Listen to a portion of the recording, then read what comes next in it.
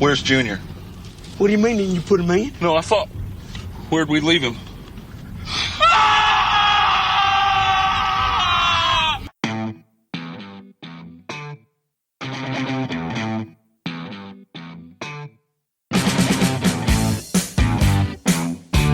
Welcome to the Hollywood in Toto podcast, the right take on entertainment.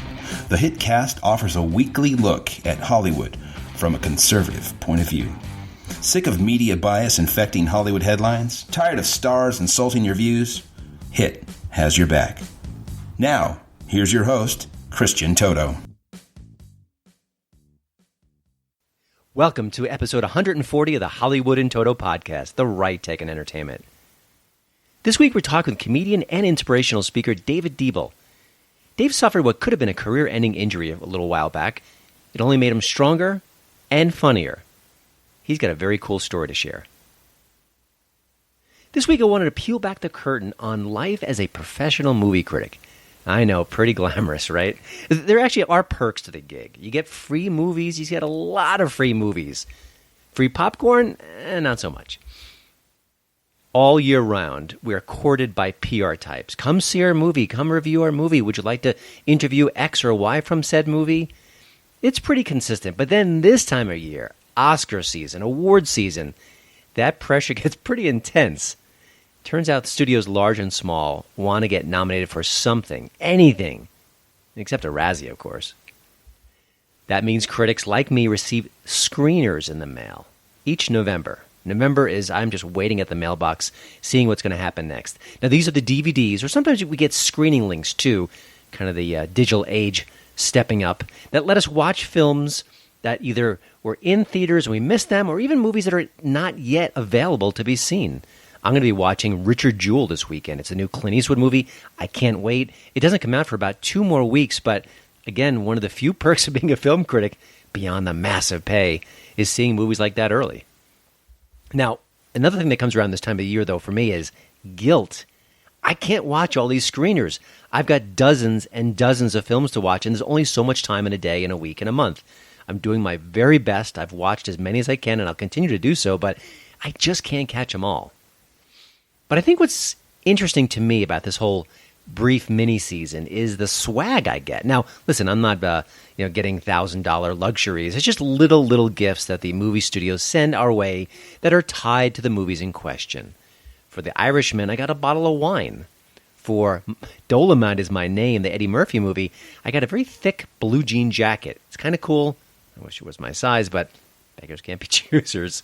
I also got a Little Women book talking about the movie, and it's signed by Greta Gerwig, the movie's director. Pretty cool. And I guess all of this kind of keeps these movies at the top of my mind. That's the whole purpose, right? Why else would they send this stuff? Because you keep thinking about the movie in question. Oh, yeah, there's that Irishman bottle of wine we can drink tonight. I like the movie, too. Now, I'm not going to complain about it, but I'm just kind of curious how much it costs to send out all this stuff. I mean, sending out a bottle of wine, that's not cheap. And the other stuff isn't small either, so very interesting. I almost wish there could be a story about the story behind these giveaways and these little trinkets that we get each time of year. But hey, keeps me busy, keeps my mailbox full, and I bet you the wine's going to be pretty good. So happy holidays, and I just thought you'd like to see a little sneak peek at what it's like to be a movie critic. Yeah, it's even less glamorous than you think.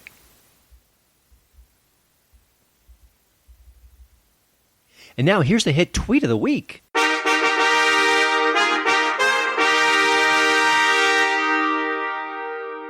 This week's winner is Sarah Silverman, a hard-left comic who just isn't that funny anymore. It's a prime example of living life in an ideological bubble. Check this out. This week she railed against a government plan that was designed to corral illegal immigrants. It featured a fake university that drew illegals out and let the government do the rest. You know, its job protecting the borders. Here's her tweet. "This is disgusting. Our government is doing this. This makes me want to punch." Left unsaid in Sarah Silverman's tweet, the program began under the Obama administration. Oh. You're listening to my daddy's podcast. He makes us go to bed early if we don't watch Avengers Infinity War with him. Again. My HiT tip of the week is crashing. Phoebe Waller-Bridge became a superstar after her series Fleabag caught serious pop culture fire. Count me among Fleabag Nation. I love that show. Only 2 seasons? Come on. Give me more. So when I realized that she also wrote and co-starred in a show on Netflix called Crashing, I had to give it a try. Well, 6 episodes later, I'm pretty glad I did. It's a British comedy about a group of really attractive 20-somethings crashing at an abandoned hospital. It's a very complex little backdrop here, but it's really not super important. It's all about these young people, getting to know them, getting to see some very detailed characters. I feel like I've known these characters for weeks and weeks and weeks, even though I binge-watched the whole in just a couple nights. There's sex, of course. There's romance. There's confusion. And a lot of curry eating. Kind of made me hungry. Now, Waller-Bridge plays Lulu, the girl who may or may not have gotten away from another character on the show, Anthony. Now, the live wire in this whole cast is a guy named Sam. He's played by Jonathan Bailey. I have to say, I've not seen this actor before, but pretty darn impressive. He's a bad boy. He's flirting too hard. I guess he could be like a Me Too case if you wanted to press the issue. And he's got a heart of gold. Or is he just a jerk? It's not quite clear. Now, I ran through these episodes. Again, they're 30 minutes long, easily digested. They're funny, they're interesting, a little bit insightful into the human condition, and a bit crazy at times. I thought a couple of plot twists were a little bit too much, but listen, you go with it. I think overall it's very, very smart, very creative, and very interesting. And I have to say, I would love to see a season 2, a season 3, but we got just 6 episodes. And Waller-Bridge right now, well, she just wrote the new James Bond movie coming out in April, and I guarantee her plate is chock full of other assignments. I gotta say that Crashing's got to be low on her to-do list if it's ever going to happen again. So 1 season's all we got, but it's available right now on Netflix.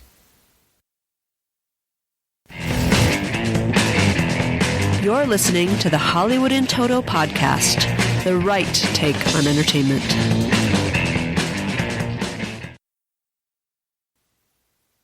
David Deeble is one of those guys who may be a little too talented.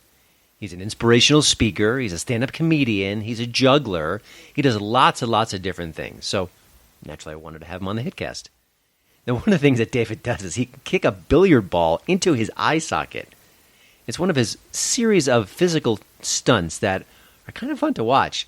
Now, he learned that particular bit after an injury to his arm technically ended his professional juggling life. But there's no quit in this guy.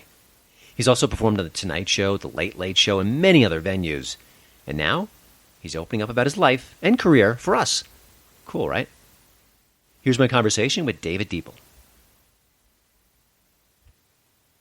Well, Dave, I was reading that you joined a magician's group at the age of 8, and I'm thinking, all right, I want to hear more about that, but also, were your parents worried? Because that seems like an interesting group of friends to associate with at a young age. But tell me a little bit about your early years, because it sounds like the entertaining bug bit pretty early. Yeah, I got started really early. I guess it all started with my uncle, who was a member of the Magic Castle in Hollywood, a great private magic club, and he was always doing card tricks for me. So like a lot of kids, I got into magic at a very early age, and I joined a local magic club, which I didn't know at the time was really one of the best magic clubs in the country. I don't think any of us really realized how good it was, but it went on to produce some fantastic names in the magic world. So I got really lucky. I mean, the clubhouse itself was maybe a mile from my home, and my parents were fine with it. They were really supportive. And so from an early age, I was immersed in doing shows, and one of the things that made the Long Beach Mystics so great is there was a lot of emphasis on presentation and performing. So it wasn't just about being a great technical magician, but learning how to present it to an audience in such a way, and in such a way that it really maximizes the impact. Yeah. Was it a duck to water kind of moment for you where you thought, wow, this is really, not only was I curious about this, not only was my uncle kind of cool, but this is something that I could really dig into and really experience and experiment with? Was it that kind of sensation when you joined your fellow magicians? Yeah, I think so. I mean, I wasn't really self-aware at that time. I was just a little kid. I just knew that I really liked it. I mean, So I think my very first shows were in my parents' garage. I had my cousin down the street was my assistant, and so it wasn't like, boy, well, I guess it was to a certain extent. I thought, okay, this is what I really want to do. I kind of took it for granted that was the case, but I was so inside the bubble, I didn't really, look out from outside and think, okay, this is what I want to do. I just knew that I really liked it, and at some point, obviously, I realized that this is what I want to do when I get older. But at the time, I don't even think I was aware that I would get older. I was so young. That's right. Now, along the way, you kind of expanded your act, juggling, stand-up comedy. You do, inspirational speaking. From your perspective, is it a matter of having a lot of different interests? Is it sort of a restless creative spirit where you kind of like to go in different directions? How did you kind of evolve to where you are today? Because I don't even know how to describe you. I mean, you're a performer, you're an entertainer, but you wear a lot of different hats. Yeah, no, it's much more practical. Let me see. Chronologically, I started off doing magic when I was about 8 years old, performing. I learned to juggle when I was 10 years old, because in the Long Beach Mystics, the magic club I was in had a juggling class, and I really took to that. And for a while, I did both magic and juggling simultaneously. But I kind of fell out of the magic a little bit, although I kept a foot in the magic world socially. I mean, I know a lot of magicians, things like that. But I started doing more and more juggling. But I always did comedy with the juggling. It was always a talking act. And as far as the stand-up goes, that's not to want to get too far into the weeds, but I had an accident. I was riding a tall unicycle in my show. And what I would do, I would pretend to be out of control on this tall, 6-foot-tall unicycle, and I would ride through the audience and out of the theater, and then across the lobby and back into the theater from the other side. And when I was coming back into the theater, I was 22 years old.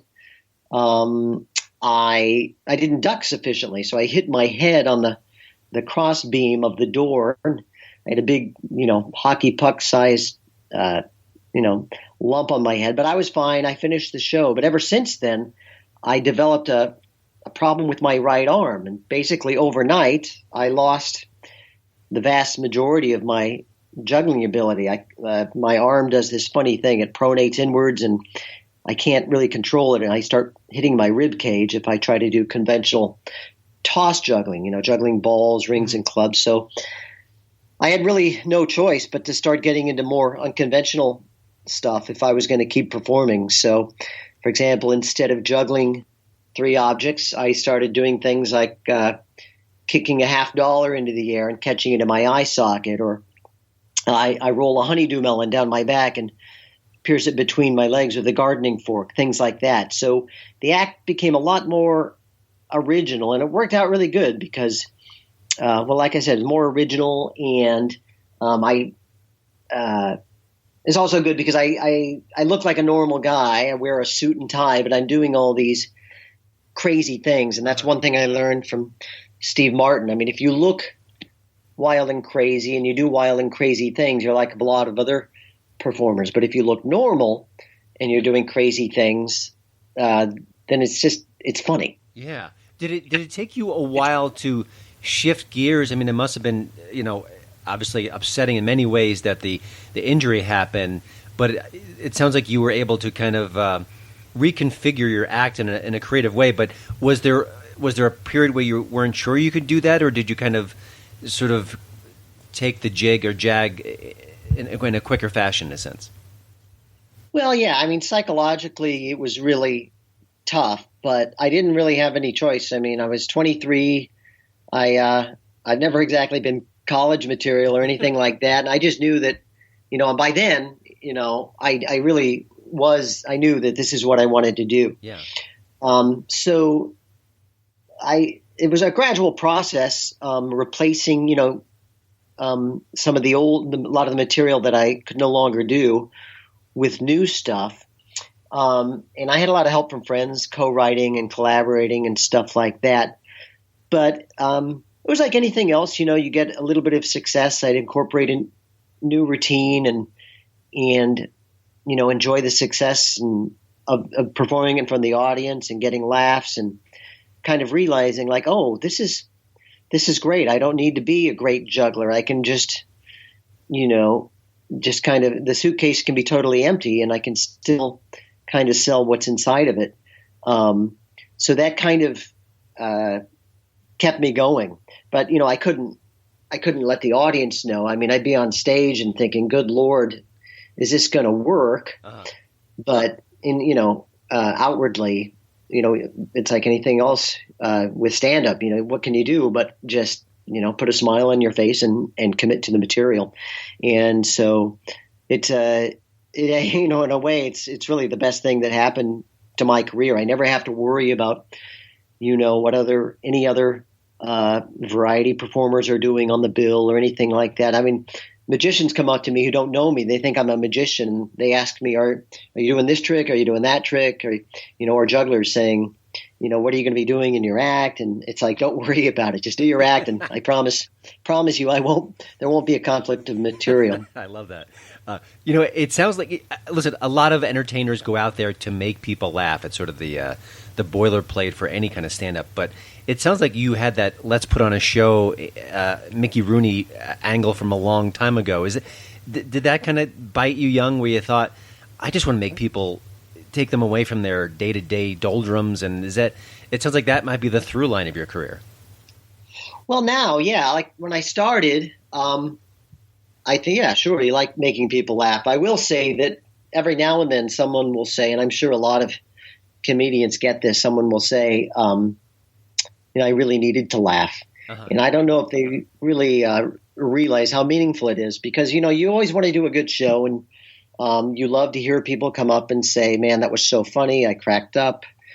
But, when somebody tells you that, they usually put it in, they formulate it that way. They say, I really need to laugh today. It really makes you reflect that it really is a noble calling doing comedy because there are a lot of people out there with problems. Probably most people, certainly people, over, who are no longer kids anymore. You get older, you develop more problems. And so, yeah, it really makes you realize that you do a lot of good. I mean, I think of all those years, all thousands of shows, hours and hours, if you were to add it up, of laughter. So I think it's, I'm not curing cancer or anything like that, but like I said, I do think it's a noble calling, comedian. I'm a parent and I've got two boys, and I almost think my best parenting wins, and they don't come too often, is when I make my boys really, really laugh. It's like that moment where you just kind of everything else floats away. So I'm no comedian, but I do get that sensation. I was kind of curious, part of the work you do. Kids, I'm sorry to interject there, but yeah, kids are really fun to make laugh because they're usually pretty easy and you never have to worry. It's not like you're up on stage making money and, you want to get booked again for the same gig. You can just constantly perform for them, and they're always usually a pretty good audience. Yeah, and I find that the things I think are funny go over like lead balloons with my boys, but the things that maybe aren't what I think will be a home run, they laugh and they laugh. So you've got terrible comedy instincts then. That's right. That's why I'm doing what I'm doing and you're doing what you're doing. That's right. So part of the work you do involves corporate gigs, and I was kind of curious about, I kind of get the sense that, well, you want to refine your act and you can't be too outrageous and there are certain things you do. But real quickly, take us into that part of your profession and sort of how you operate along those sort of different guidelines. Well, it's hard to generalize. After a while, you kind of develop an intuitive sense, when you arrive at the gig of what the audience is looking for. Mm-hmm. So if it's obviously, if I don't know, a church show or something, they want it to be clean. If it's a college show, they want it to be politically correct. A lot of times, I'll do shows up in the Dakotas, and they'll emphasize to me, repeatedly, listen, it's got to be clean. And so, of course, I work. That's my default mode anyway. But And then after the show, they'll be telling me some of the dirtiest jokes I've ever heard in my life. So they don't mind, anything off stage. Yeah. But, obviously they represent, if they're the ones who hired me, they want it to be clean. So you work clean. But like I said, it's kind of an intuitive thing. Usually things aren't explicit. You kind of just get a feel. You walk into the room and what kind of material will work and what won't. It's like politically, it's very easy, although most of the jokes I do, appeal to audiences regardless of their, political orientation. Mm-hmm. But yeah, like I said, you just kind of get a feel for it. Gotcha. We're chatting a little bit off air before the conversation we're having now about performing in colleges, and it sounds like you had a story to share, and you want to kind of maybe flesh it out now. So it sounds like you have performed in front of colleges in the past, but maybe it's not part of what you do now. Tell me a little bit more about that. Yeah, I don't do college shows anymore. I mean, I'll do the occasional one-off, but I don't perform on the college circuit or anything. Caitlin Flanagan, the writer at The Atlantic, wrote an excellent article about NACA. NACA is NACA, the National Association of Campus Activities, and it's really the gatekeeper for performing on colleges. And it's it's a politically correct institution on steroids. And if you want to perform at colleges, you pretty much have to perform an audition, what they call a showcase, at one of their, regional auditions. Mm-hmm. And it's the only audience I've done a couple. It's the only audience I really didn't like. I mean, on a personal level, not that. I mean, I've had bad audiences and so forth, but these are. When you think of the angry social justice warrior, imagine performing for an audience full of them. They're extraordinarily self-conscious. For example, I would do a joke and like one woman would just blurt out laughing, and then there would be silence and she'd immediately snap up. So it's like no one wants to be the first person to laugh, which is about, the worst kind of audience. It's like having, some corporate gigs can be like that when the CEO's in the room. Everybody wants to look to the CEO first to see if it's okay to laugh. And so college circuit tends to produce a certain kind of emasculated comedian, totally non-controversial. Many of them call themselves, it's not poet, it's word artists or something. I don't know. But and they usually have some sob story to tell. Either I remember one comedian whose act was about overcoming shyness and so forth. What it isn't is just a bunch of great men and women telling really funny jokes. Which sounds like is the job requirement, but maybe I'm old-fashioned. I also, it's funny. I learned about you and your routine through a website called powerlineblog.com. I've been reading it for years. It's a great site. It's right of center. It's a conservative website, and they kind of dabble in politics and culture and entertainment. And it sounds like you kind of lean to the right, generally speaking, but I'm guessing it's not a key point of your act, but you kind of sprinkle in some political moments when it is appropriate, and how do you do that? Well, yeah, to me, the job is to make the audience laugh. So I suppose I would do different material if the only audience I performed for were, your crazy right-wing uncle. But, my audiences are mixed. They're a bit of everyone. So any joke that I do has to appeal to anyone regardless of their politics. So, for example, I do a joke about I lived in San Francisco for a year. I was not only president of the Bay Area Republicans Club, but I was also the member. So that's the joke.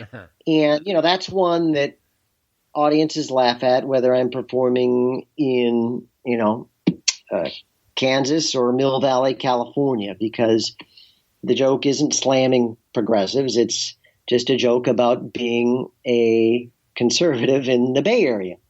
Or I talk about being married. I got married old school to a woman.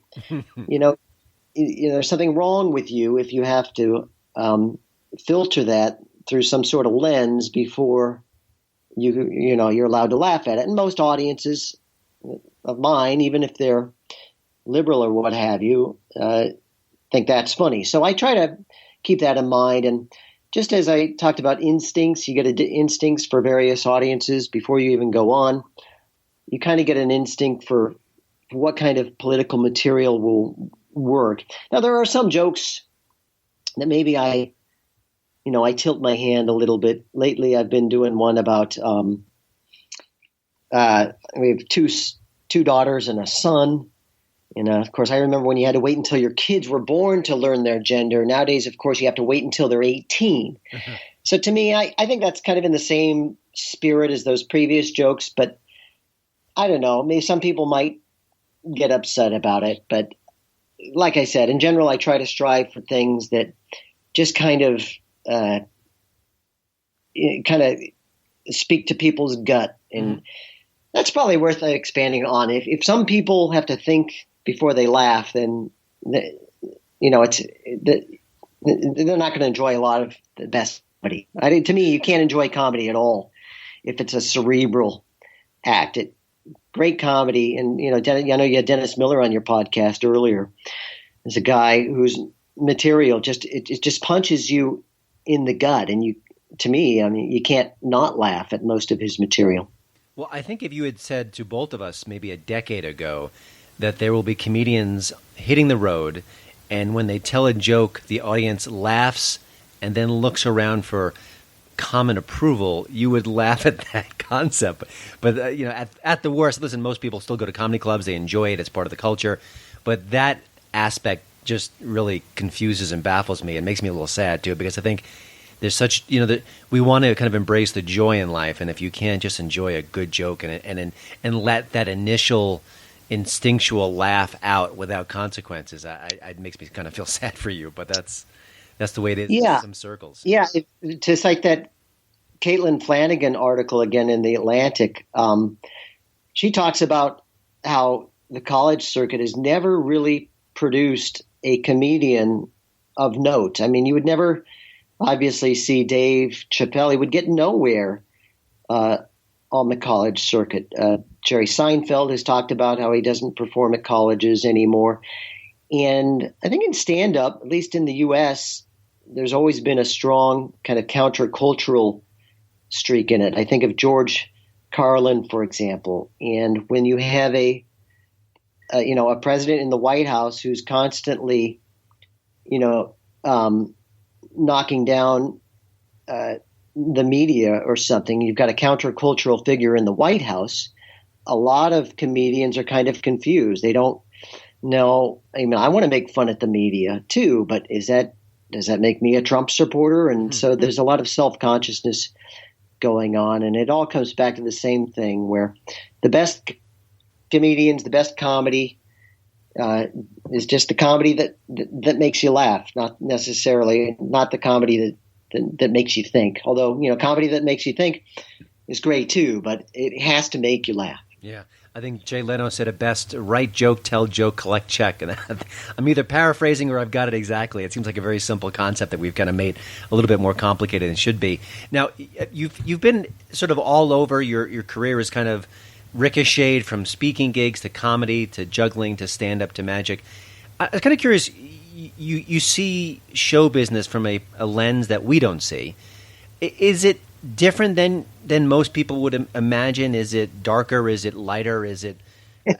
How would you kind of describe your experiences? You've been on the Tonight Show. What is showbiz like for someone who just reads about it in the papers and online? And what is it like for someone who's in it? Yeah. What do you see?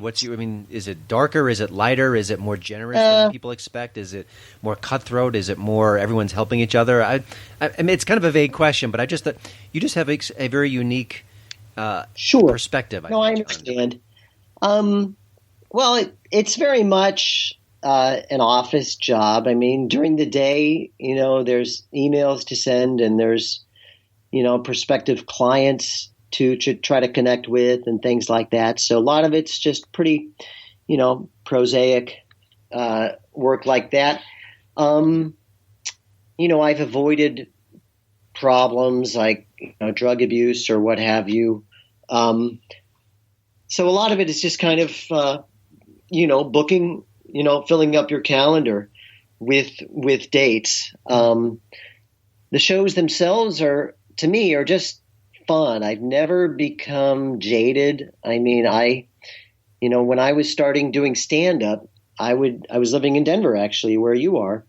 And I would go to open mic nights a couple times a week, wherever I could find a cafe or what have you that had an open mic night.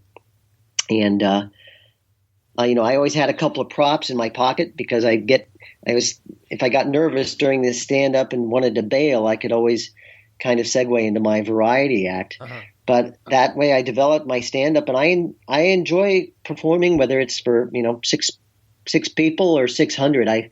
I've never grown tired of it.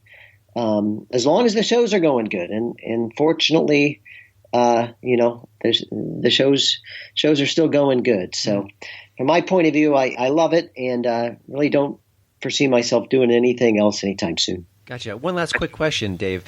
I kind of asked a vague one about show business. Here's an even more vague question, but it's about people, and just I think you get to look at people and you see them with their guards down, you make them laugh, you entertain them. Does it teach you anything about American culture that maybe other folks don't get?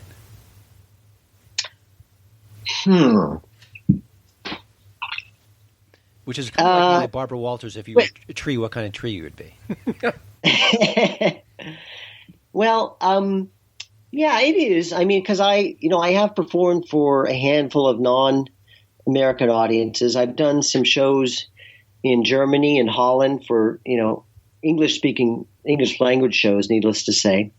Well, yeah, I think so. America, one of the things about the U.S. that's so unique is that it's so unique in so many different ways. I mean, just the scale of, it's a totally singular country. And I don't know that, maybe with the exception of England, of a country that loves to laugh quite as much as Americans do. Now, of course, British humor is famously different than American humor, but and maybe it's a Jewish thing. I mean, we're a famously, Jew-friendly country, the United States, but Americans seem to treat comedy as if it's sort of an essential thing. It's a fact of life, and it's a happy fact of life.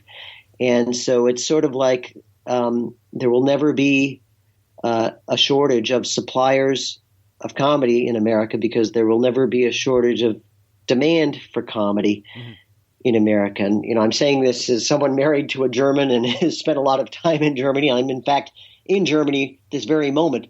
So I kind of know what it's like to perform in other countries. And I think one of the unique things about American audiences is that they know the format, they love stand-up, and as long as you do great material, they're on your side.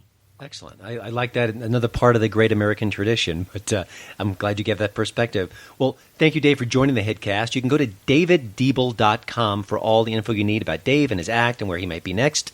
And that's daviddeeble.com. There'll be show notes, links on the Hollywood and Toto site. You can find it there. You can also find him on Twitter at David Deeble. All the best, Dave, and come back to both the States and Denver real soon. Hey, thank you. It's been a pleasure. Well, thanks again for listening. Don't forget to check out HollywoodandToto.com for both the show notes and, of course, the latest entertainment news. Please follow me at Twitter at HollywoodandToto. And we'd love it if you leave a podcast review over at iTunes. See you next week.